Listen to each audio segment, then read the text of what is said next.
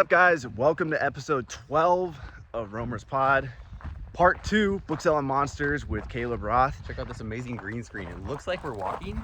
All we're doing is actually just sitting on a treadmill. We have two treadmills side by side, and they have this incredible real life background. Artificial technology, guys. Let us know if you guys like it. If it's too much, maybe we won't do it again. But this is what happens when you get rich. You can afford things like this. So today we're going to be talking about principles to create wealth. We're going to be talking about booksellers that Caleb thinks are making the most money. Before we shot this pod, he was like, I don't know who's making the most money. You don't know if people are lying or not. We're going to be talking about times booksellers stole from him and a lot of other stuff too. I got a lot of questions in my pocket, so hopefully they come out of the pocket. Yeah, they'll come out of the pocket. We are at a beautiful state park in Indiana. Camped last night, so if we are a little bit fuzzy because the coffee hasn't set in yet, or I got plenty of coffee on the ground, so we'll see. Yeah, but we're excited to be here, and as Tim Ferriss says, I hope you enjoy this wide-ranging conversation. So I want to start with just any last ways of finding books. Any last words? Any last words before I Any kill last you words in the and woods? Bury me in the woods.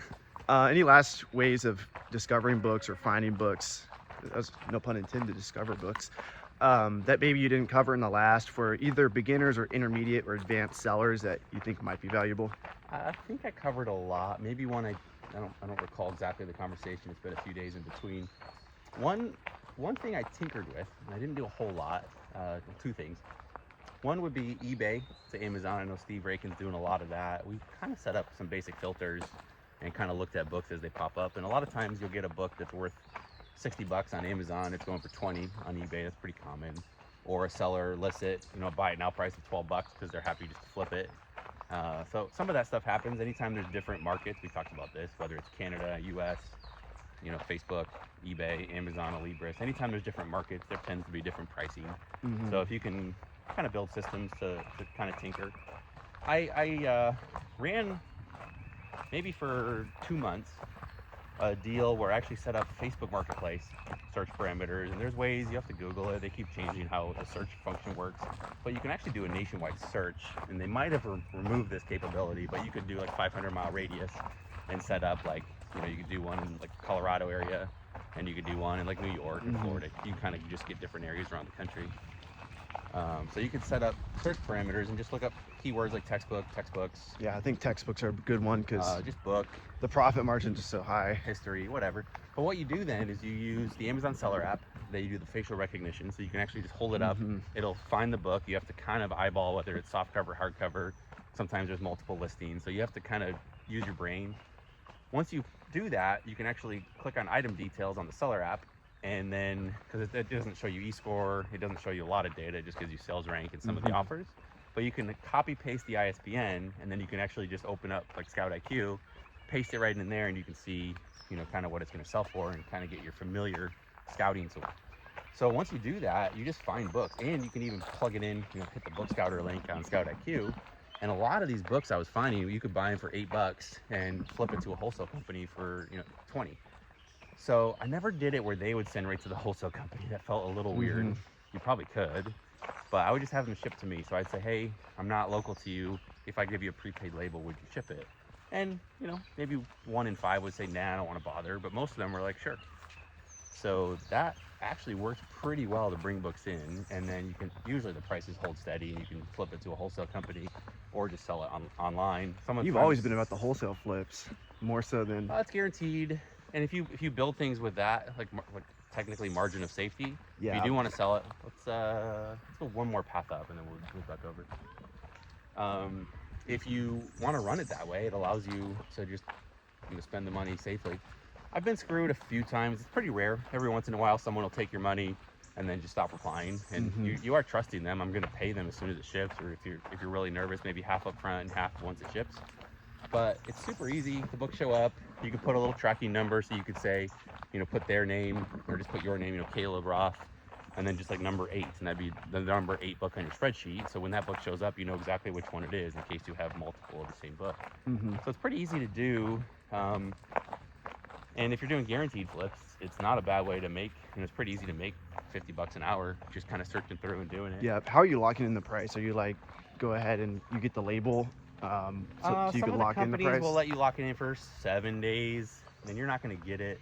I get really good rates with FedEx, so I can get stuff shipped in really quick. I actually tap it into your account, so thanks, Avery. Otherwise, you just do media mail. If you guys and need generate- FedEx rates, hit me up.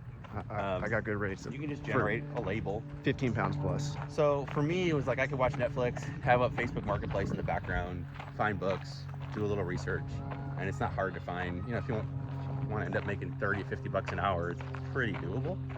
I don't know how much you could scale that operation. We never really tinkered with it. Where the next steps would be to hire a VA, have them do all the research, just teach them how to make labels, pay people with Venmo or Cash App or Facebook, and then you're off and running. We'll duck down in this trail here. Swag. So that's something we played with. I probably bought, I don't know, 200-300 books using that methodology, just, you know, kind of thinking around in the evenings. I'm always intrigued by that. That was hard to scale. I never really like tested the true capability, but that's something fun if you are just at home. If you don't want to pay for a tool like eFlip or, you know, any of these online tools, it's just a way you can kind of do it yourself. So you just hack together some tools. I enjoyed it. I think it's fun to tinker.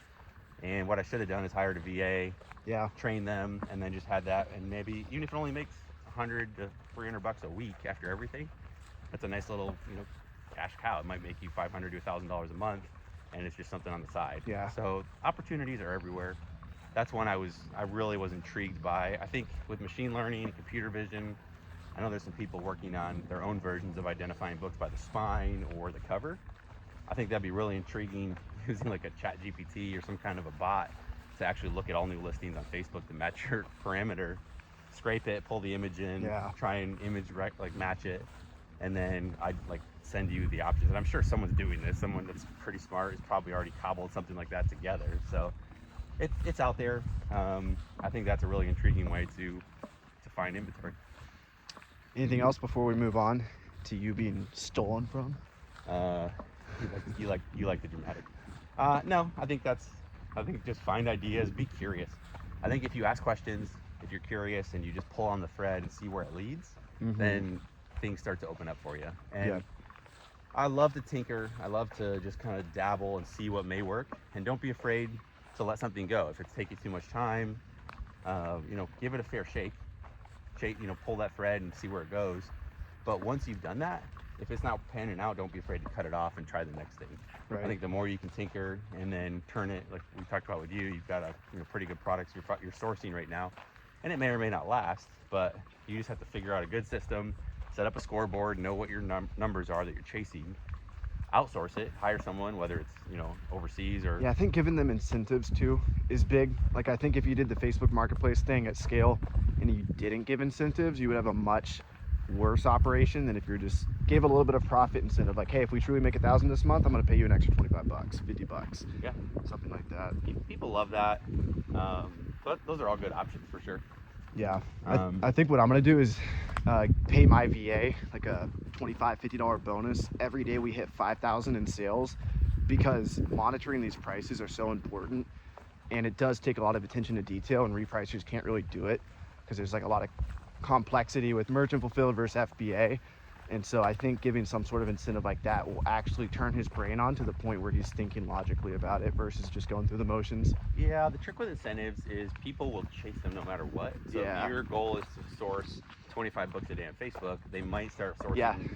worse books. Right. That's why I think the best incentives are profit incentives. Yeah, you want to make sure it's tied to your success. Sometimes they're not instant though, so it takes people longer to learn. Yeah, but sometimes you know, your team can't control profit. So if they can't, then that's not really a fair Right. assessment. Yeah. But like we're splitting hairs at this point. Just have some incentives. If you win, make sure everybody around you wins, and you know, see if you can turn it into an annuity where it just generates books and cash for you. Right.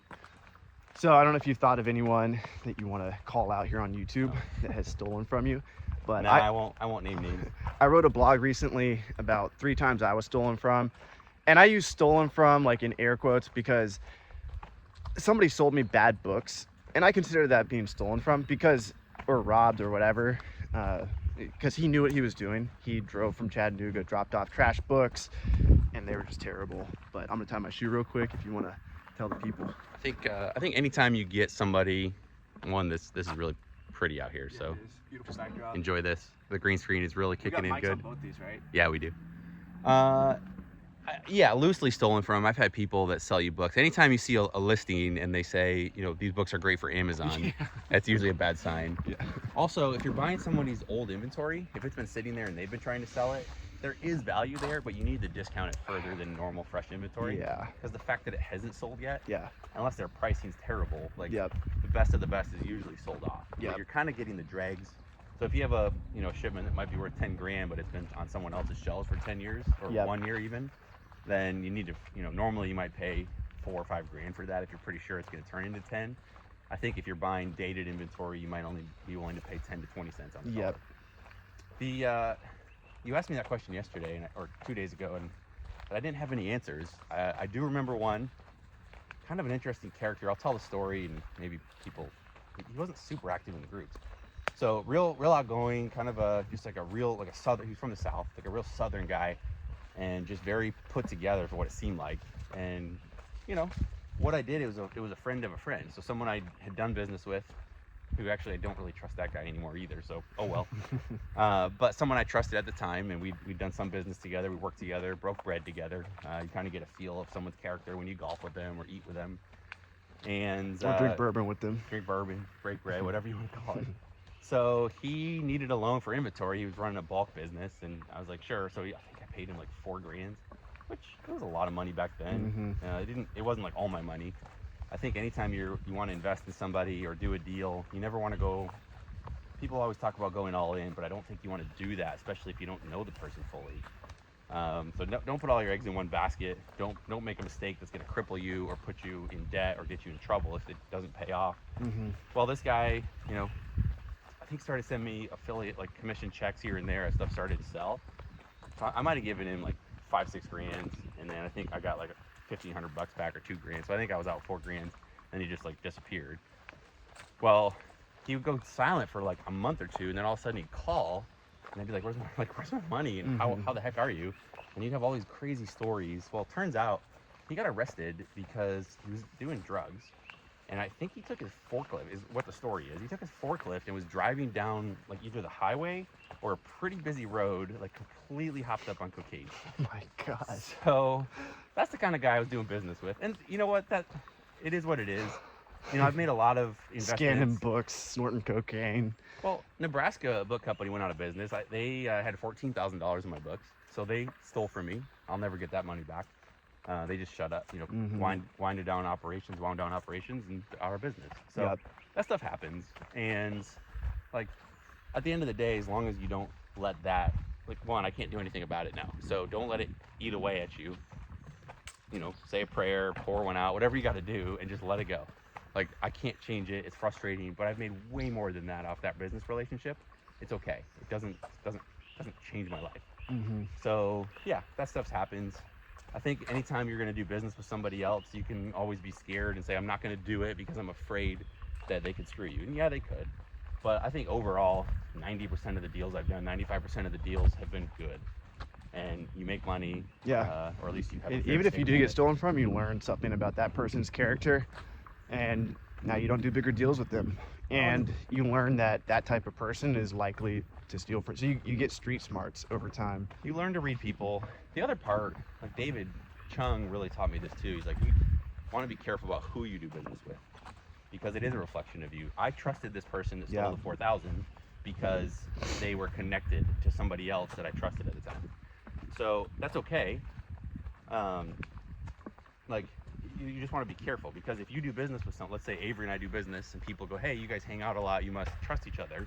Like, we're guilty by association. So if Avery does business with someone because they go, hey, I know Caleb, I trust Caleb, and now Avery screwed them, it kind of reflects poorly on me too. So you want to be careful.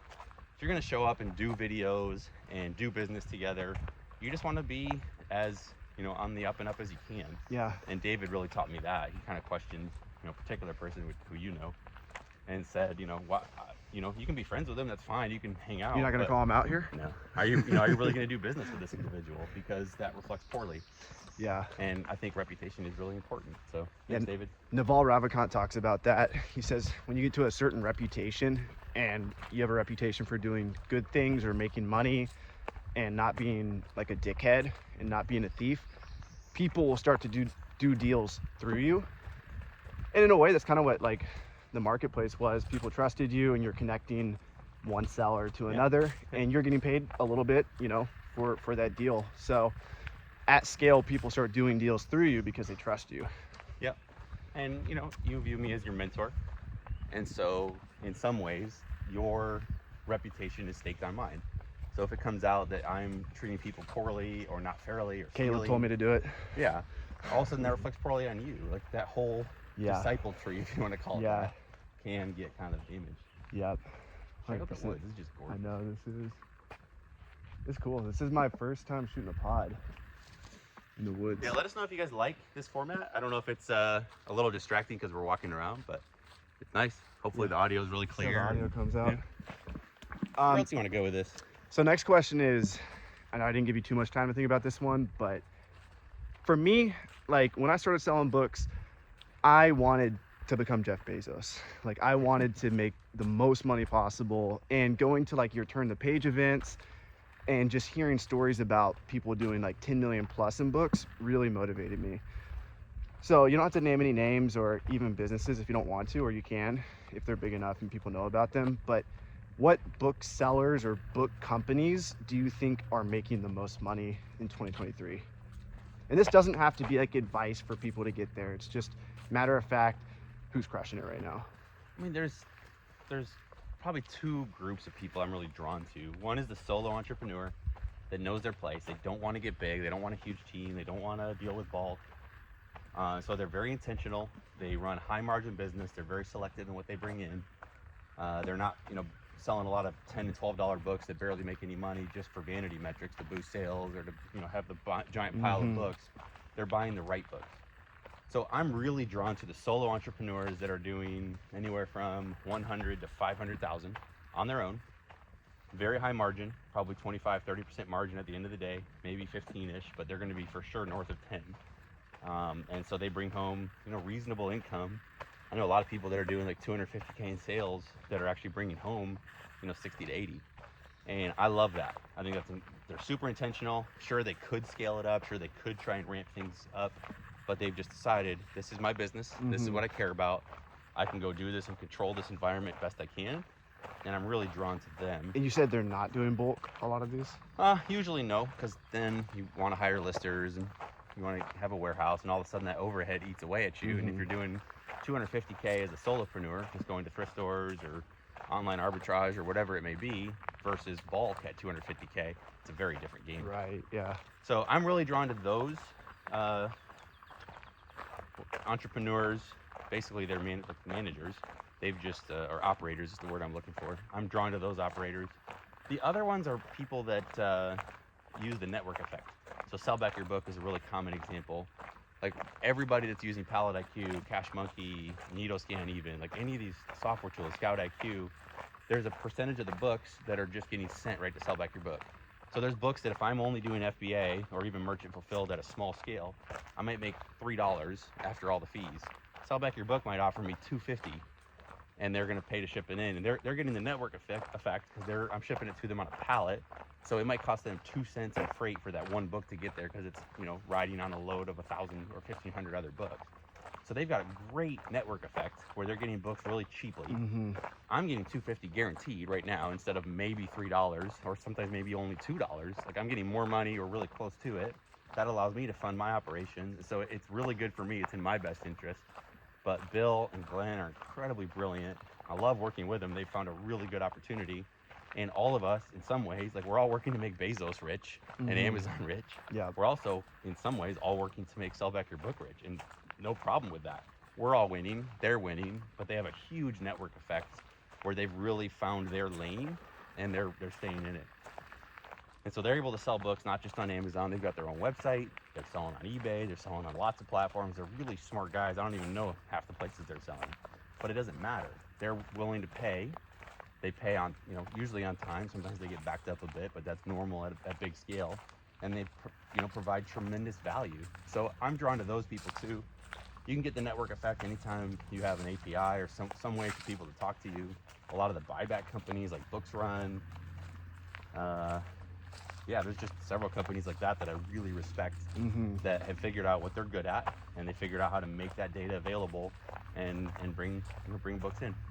Yep. So I'm drawn to that, the solo entrepreneur, the small time operator that knows their place and runs a high margin business, and then the network effects on the bigger sellers. Yep.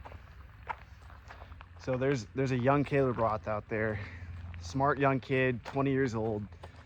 He knows it's possible. Miles? He's already there. He knows it's possible to become financially free, but he doesn't know what to do. He hasn't taken business classes. He doesn't have business parents or business friends. What general principles do you need to do to create wealth? Know your margin. Know your numbers, know your margin. Step one, spend less than you make. So if you don't know what it costs to be you, Mike, my buddy Mike McCarthy always taught me that, talked in that language. What does it cost to be Mike?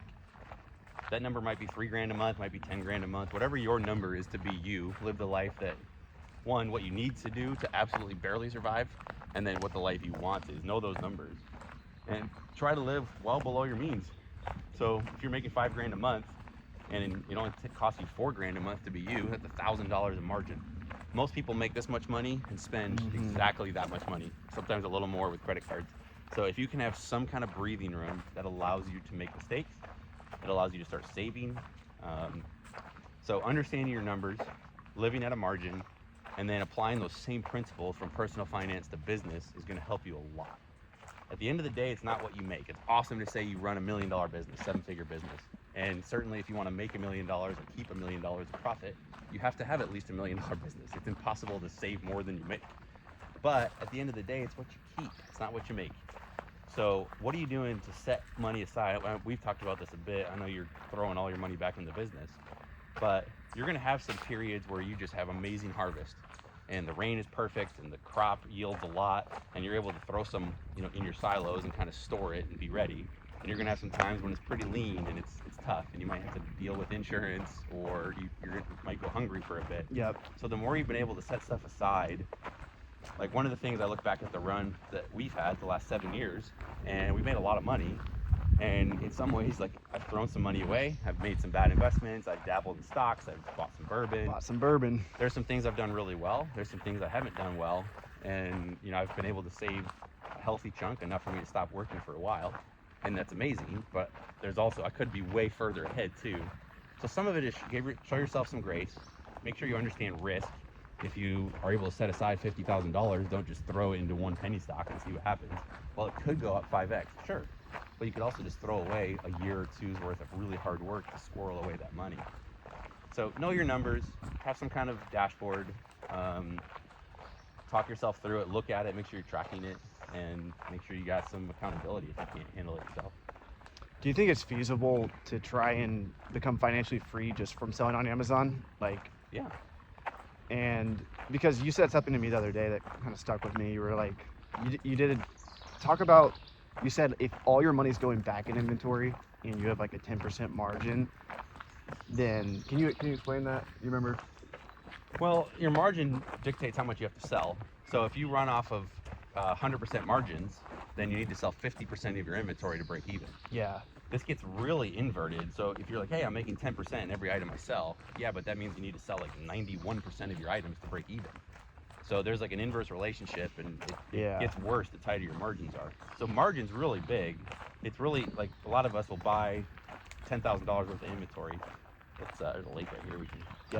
I ran on this trail yesterday. This is a good trail. You can make, you can invest 10 grand and start selling. You're like, wow, I'm making 10% on every item I sell. But if you don't sell like 90+% of that inventory, you never even made your money back. So it looks good. You might sell 30 grand worth, but at the end of the day, you basically break even. So what did you do? You just helped your supplier, you helped Amazon, you helped your making everyone else rich but yourself. Yeah. So it's important to be able to set stuff aside. And when you are winning, like when I play, I don't really play a lot, like gamble a lot, but when I do, and I'm winning in blackjack, I start pulling chips off the table. So if I start with $100 and I grow to 150, I might take 50 back off the table. Now at worst, I'm going to lose 50. I've already put that in my pocket. I'm not going to put it back in play. If I make it back up again to 150, I might squirrel another $50 off the table. And now I've broken even, and the rest of it's just free ride. And I have to walk away right now. And you have to get up early to play that philosophy. Otherwise, you got to keep investing. Mm-hmm. So if you ever find yourself in a situation where you're up pretty big and you found something that works, be smart about it. Read investment books. The shortest investment book you'll ever need, or the only investment book you'll ever need. I forget what it's called. I'll send you a link. You can link to it in the show notes. But it's just a great book, and understand that the more you're gonna, like, if you can set up a philosophy upstream and say, I'm gonna put, fill my Roth IRA or my traditional IRA every year, $6,500 in 2023. That's a little over $500 a month. So if you can figure out a way to squirrel that away, especially at 20 years old, money's gonna double every 10-ish years, 8 to 10 years. So if you can get that doubling from 20 to 30, 30 to 40, 40 to 50, that really makes a big difference. So the earlier you start, that's why I know you want to keep putting money back in. It is sexy and glamorous because you make 30 or 40 or 50% margin sometimes. And the stock market might only make 8 to 10, average, 7 to 8, whatever it is. Mm-hmm. So it's hard to look at that and go, well, I'm going to just put it here where it's safe and boring. But a lot of times that gives you that ability then to take those bigger risks. Yeah. So start taking chips off the table. Be smart, have a system, talk to people that are smart. And it's hard because at the end of the year, you might only put $6,000 in and it might go up 5 or 6%, or like last year it goes down 25%. So that can happen. You're like, well, why did I even bother? Well, over the long haul, that's a pretty safe, boring way to run your personal finances. So do it.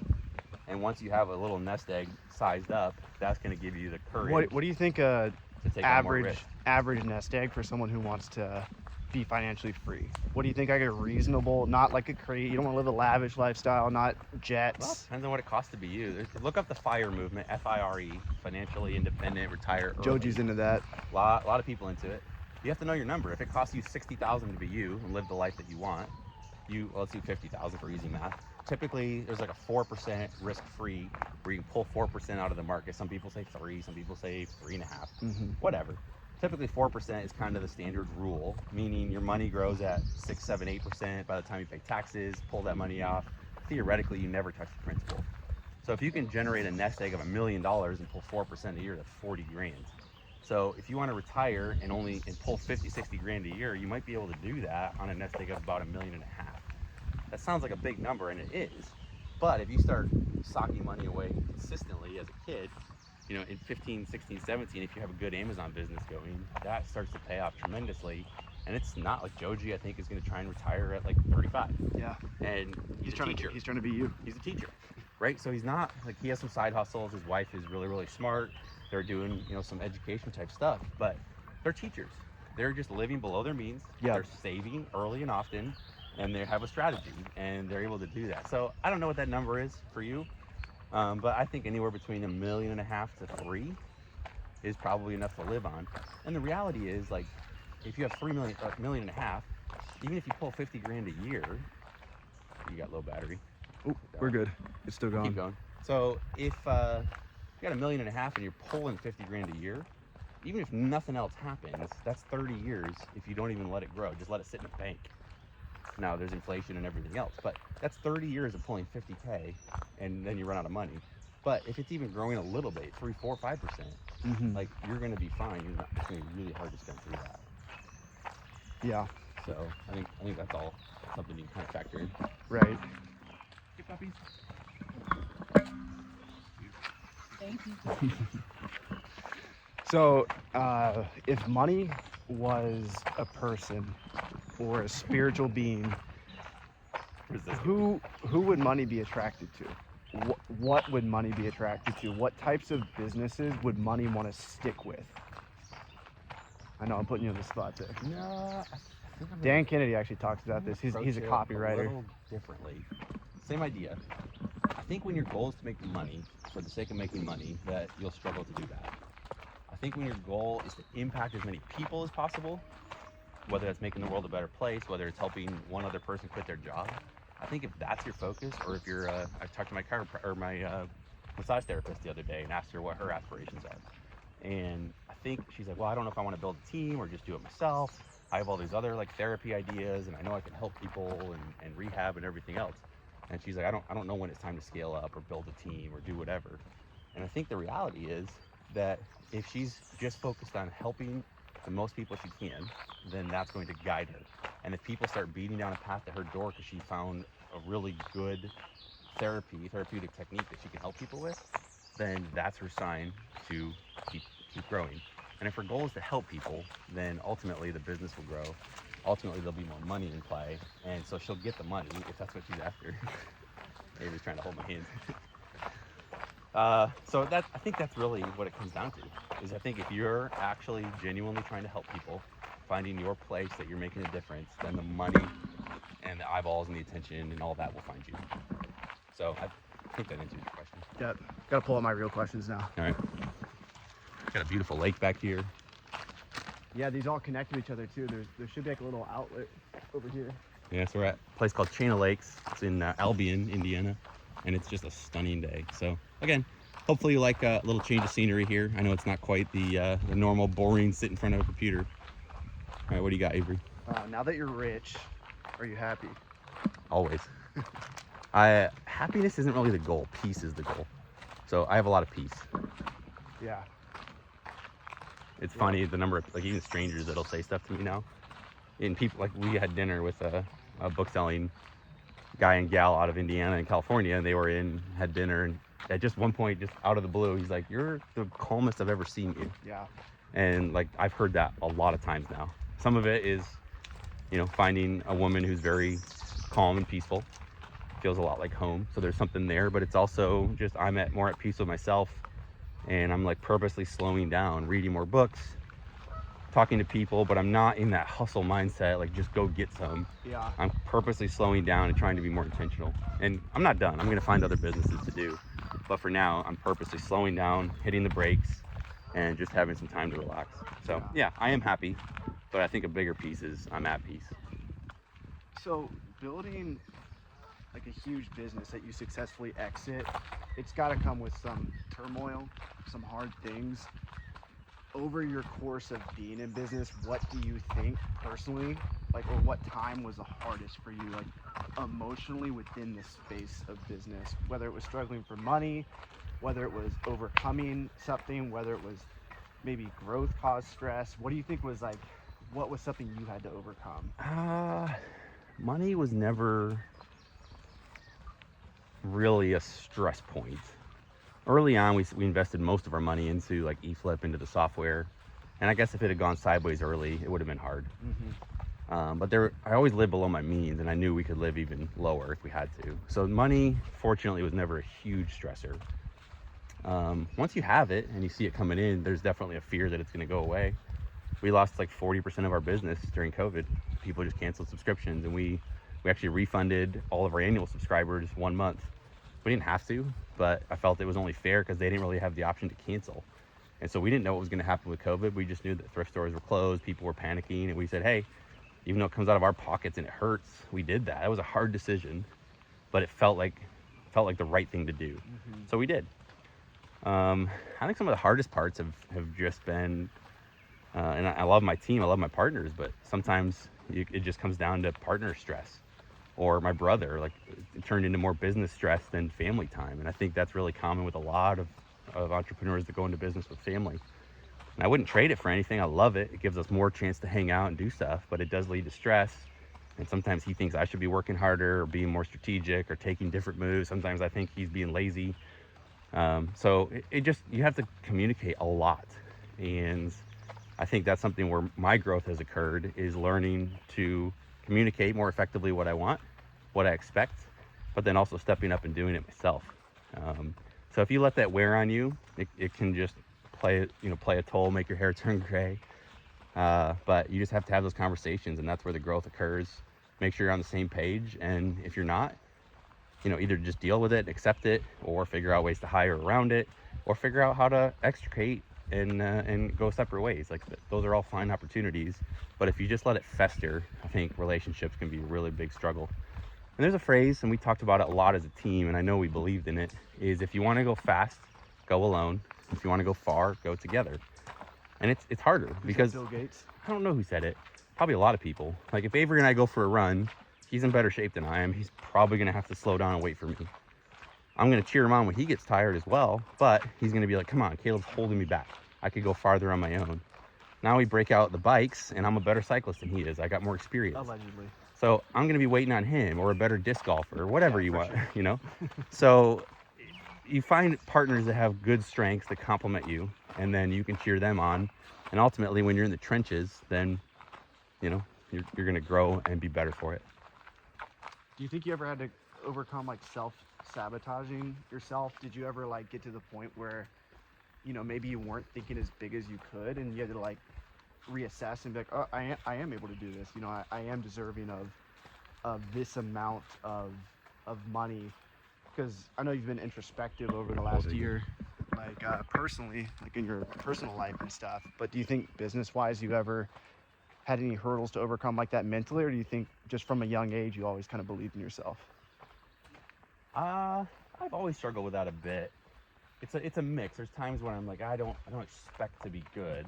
And then when success happens, I'm like, well, I guess I did see I it think that's the coming. perfect combination. Alex Hermosi talks about I'd like that. to be humble, but then also like not be surprised. Like I did Bible quizzing in high school, and I went in my first year. I started the season late because we changed churches, and I got into it. My siblings didn't. They ended up doing it the next year. But I was 10th grade, and you know, it's kids all the way through high school. Post up here for a second, once we get further up. And I started late. I didn't really know what to expect. I went in. Turns out I'm pretty good at it. We like memorized huge chunks of the Bible. Did these like questions, and you had to like buzz in. So you had to be like smart, anticipate, finish the question, give the answer, all this stuff. And we went to nationals, and we did pretty good for the season. And at nationals, our team won the national championship in the, the junior division, whatever. And I was number 1 in the country. And in hindsight, it's like, well, I guess I'm not that surprised. But I was also like, I didn't know I had that in me. Mm-hmm. So that stuff happens. Matthew and I talked a lot about there's a million business opportunities we could have done together. And the team we've built, David, very relational, Cole, incredibly strategic, good developer, Joseph, also strategic, good developer. I don't know what I do. I think I just bring people together. David's a good people person. So we have a really solid team. Matthew's great. I don't think I said Yeah, you David. did say Matthew. I was waiting for Matthew. I think I said David twice. Matthew's watching this, so you gotta say Matthew's- something good about Matthew. Matthew's phenomenal at SEO and just thinking differently. So we have an awesome team. You take those 5 people, put that talent together, we could have tackled any number of problems. And in an alternate reality, there's probably, 60% of the time, 40% of the time, maybe we would have done worse. 2 out of 10, we might have done the same. Maybe 2 out of 10, we would have done better. So I only know the one that we chose. We chose to help the book world, and we did well. Could we have done better? Absolutely. I like where we ended. I like, the game we played. But yeah, sometimes I think, man, with the skills we had, we could have played different games and maybe been, 10 times as valuable or 100 times as valuable. What are the traits of the most successful Just hang here for a entrepreneurs second. that you know, that you've seen? They stick to it. I think really good entrepreneurs kind of know who they are. They have to know their numbers. You have to know what you're aiming for. I think they reassess that often, and they surround themselves with people that kind of help, augment their shortcomings. So they all have drive and discipline, but a lot of people do. They're willing to stick through it. They usually have some sort of an insight where they go, hey, I think the world's going here, even though everybody else thinks the world's going here. And it turns out they're right. Whether they create that or whether they saw it, I don't know. But usually they think a little bit differently. They're disciplined. They'll get up early. They'll stay up late, whatever it might be. Usually they exercise, but usually they know their numbers. They know what they're after. They ask hard questions, and they're not afraid to let go of something if it's not serving them. Yeah. Who do you see that fails? People Instantly, what that traits? just chase shiny. It's really attractive and sexy just to go, oh, this is shiny, and you spread your resources. We talked about spreading your heart out, but you spread your resources, and then you're like, wow, that's not quite working because you didn't go far enough down this path to see if it works, and then you chase the next one. Now you spread a little bit more of your heart and your time and your energy and your money a different direction. And then you go over here, and before you know it, you've just spread yourself completely thin, like playing Risk, and just trying to go out as wide as you possibly can instead of trying Comment to below, assess. have you guys played Risk before? Risk is awesome. Go hole up in Australia for a bit, defend yourself, collect your 2-3 armies, whatever it is per turn, and just keep building that until you have a big enough army that you can go out and attack where you want to do and grow. So a lot of entrepreneurs don't actually put all their money to use. We talked about this with Warren Buffett, a lot of investors. they don't have 100% of their money and time allocated at any one time. They're sitting back waiting for better opportunities. So the more you get to know, like, never put all your eggs in one basket, ever, ever, ever. Even if you have the best inventory opportunity, don't put 100% of your money into it. Because if you get gated, if it gets restricted, if that shipment gets lost, you're hosed. Especially with Amazon FBA. So don't do that. Don't put yourself in a position where one decision could put you out of business. Yeah. So, understand where you're at. Even if you're not a numbers person, at least understand some of your numbers, because that's huge. You want to start meandering back? Yeah, let's do it. What's your favorite part about retirement and least favorite part? I'm calling it sabbatical. It's like retire. I just kind of say it. Retirement sounds so I much love seeing cooler. people's reactions when I'm like, yeah, retired. And they like pause. They're waiting for me to say something else. And I'm like, yeah, retired. Yeah. My favorite part is I finally am at a place. And I think I had a pretty good work-life balance. At times I didn't. I got very focused on work. Maybe that's a trait of successful entrepreneurs. It can be. Obsession. I think You're definitely obsessive. Yeah, obsessive. Most neurotic. of my friends who are good at business are pretty obsessive. Yeah, I think there's sometimes when we're not quite right in the head. Yeah. And I think that's what drives us. Yeah. My favorite part is being able to actually unwind and relax, and I can sit around a bonfire and just get lost in a conversation with a friend or just stare at the flames and not be sitting there going, oh, I got to do these 8 things tomorrow. And oh, I forgot to do my taxes, or I have to do this. I have to call this person tomorrow. So You actually did have that thought today, though. The taxes thought. Yeah, I showed up on my reflector.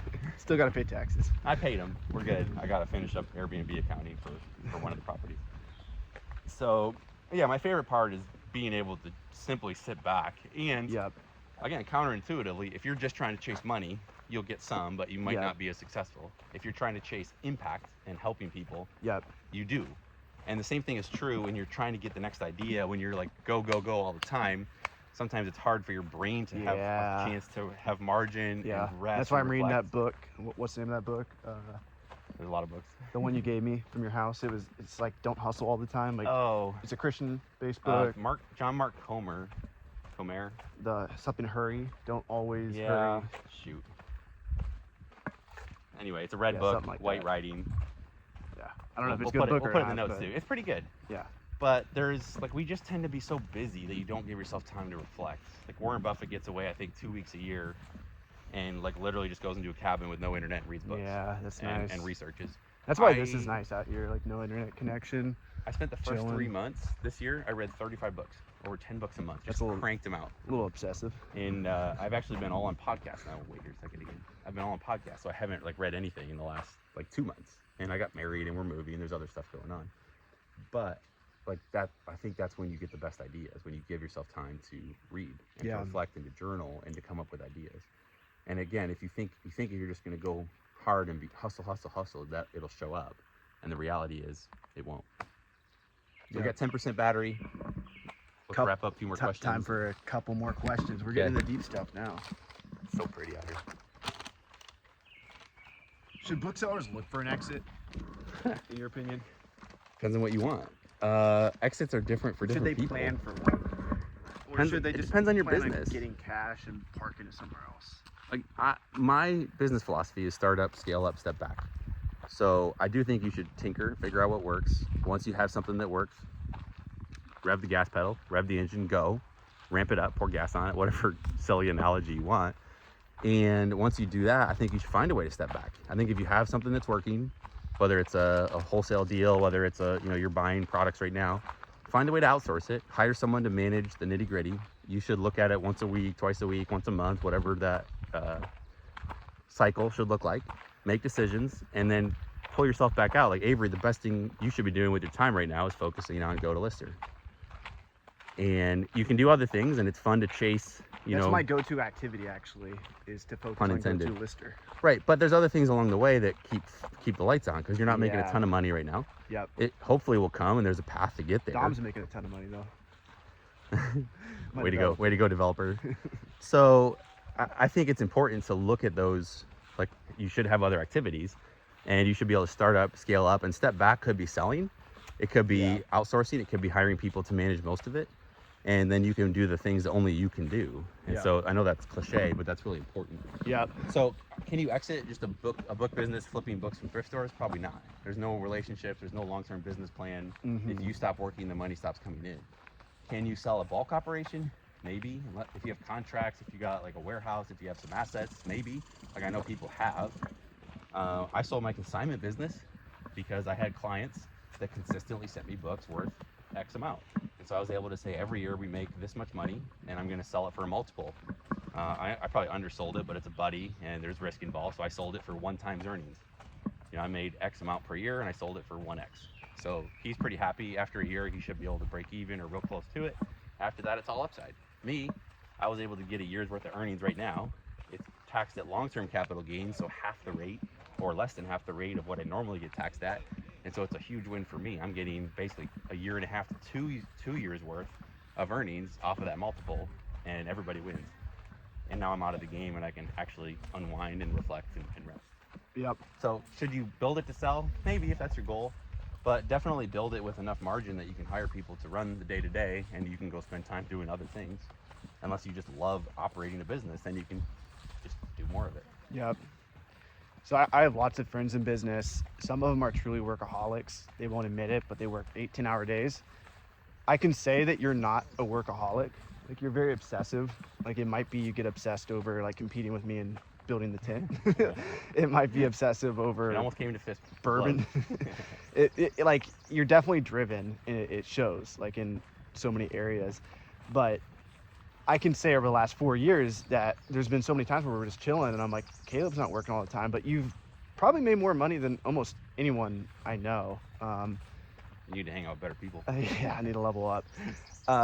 Why do you think that is? Like, why do you think you're able to kind of like chill back? Why do you think you're able to breathe, relax? Do you think it's because you focused on the right things? Because there's so many ways to make money. There's so many ways to do business, and you're doing it in a way where you can golf, buy bourbon, walk around lakes. I don't know the answer to that. That's what I want. I think setting up some intentional time to rest does help. I will say anybody that's been successful will say there's an element of luck. The timing that we had, the team we put together, sure, a lot of it's strategic and maybe I don't take enough credit. Maybe my team doesn't take enough credit. But at the end of the day, we certainly were in a good time era to make money selling on Amazon, creating software. Like, we were just in a great time to do that. 5 years prior to when we started wouldn't have been as good. I don't know what the future looks like. Maybe that would be even better. I don't know. But we just know that we took advantage of what was in front of us. 2 things along those lines. One is the more time you create to reflect. Like, my best ideas came when I would travel, and I love to travel. Business was a great excuse to travel. And when I go and meet with people, I would just sit and talk and listen. I think I'm pretty good at interviewing and asking the right questions. I know I could be better. David's incredible at it. But just going out and like walking with somebody, it's funny. The couple we had dinner with the other day was like, Caleb, you've been to like everybody's house. Like, everybody in the book, not everybody, but a lot of people, you like dined with them. Comment below if Caleb's been to your house. Been to their warehouse. Sometimes I'm just cheap and don't want to pay for a hotel. Yeah. But I've met incredible people, and you get to know You slept at them. my parents' house one time. Yeah, and you get to know their kids and their lives. Alicia says it all the time. We'll be talking through people, like friends from school, and I'm like, yeah, I went to their house. I played euchre with their parents. Like, we went on a fishing trip. Like, how do you know like so many people's families? I don't know how that happens. It just does. Yeah. And I think those times when it's like, yeah, I'm just getting to know people, there's no strategic angle or element to it. I think that's when like you connect dots and you go, and it gives you a better direction in your business.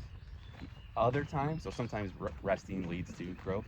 Yep. The other piece is I was pretty intentional. Once or twice a year, I would sit down. This is a pretty solid exercise. 1 second here as we pass.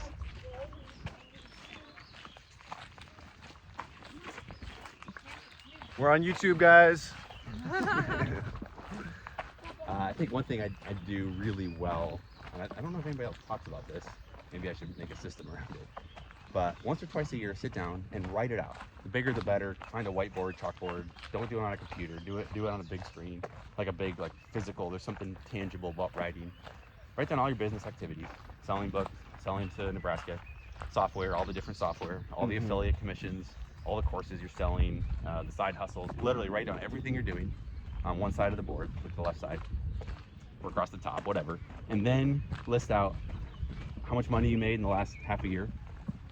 Like gross sales, profit, so see what your margin is. Put some sort of an element of how much time you're putting into it, a week or a month.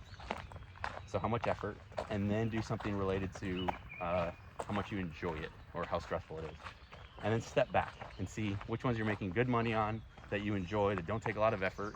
Freaking do more of those, duh. Find ones that don't make a lot of money, that you're not that excited about, that like they're stressful. And like another element is how much growth potential does it have? Because some things are early and you don't want to cut those out. But what you do is you step back from that whiteboard and look at that. And then you actually make decisions and say, hey, forget that it's your business, because we get very biased and we hold on to our own things. Forget that it's yours.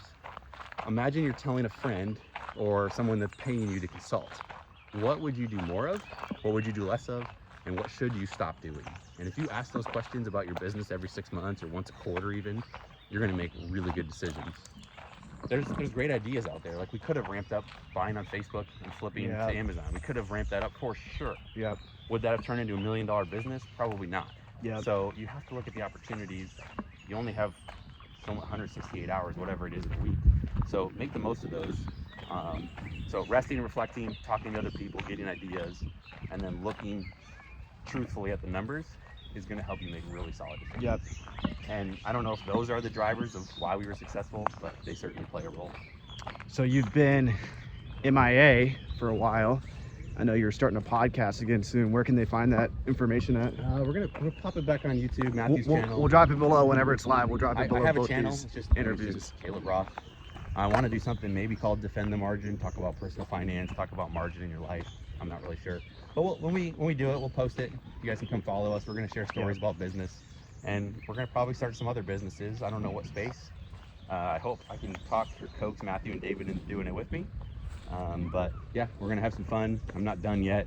But right now I'm just enjoying the pause and the reflection. Awesome. Appreciate you, brother. Thanks for coming on. Welcome. Part 2. Part 2.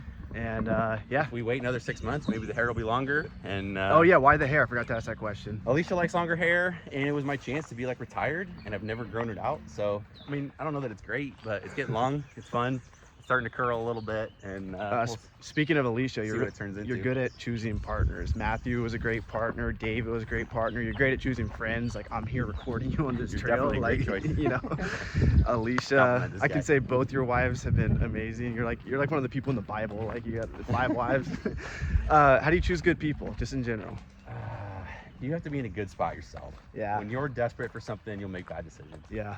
I haven't People always can made feel it. I always haven't made the right decisions, but Yeah. when you're healthy, when you're at peace, you're gonna definitely be in a position of strength.